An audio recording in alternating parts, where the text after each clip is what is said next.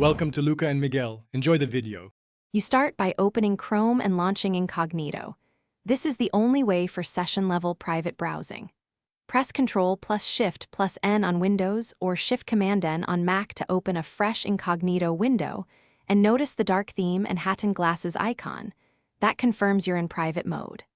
Once done, any new tabs run without saving history, cookies, or site data to your local profile. Make sure to close all incognito windows to end the session and clear temporary data. Next, you browse as usual inside incognito, but understand how and why it's limited. Your browsing history and cookies aren't stored locally, yet downloads and bookmarks remain on disk, so move them if needed. Once you sign into a Google account or other service, that activity links to you, so avoid signing in when anonymity matters. Also, extensions are disabled unless you explicitly enable them.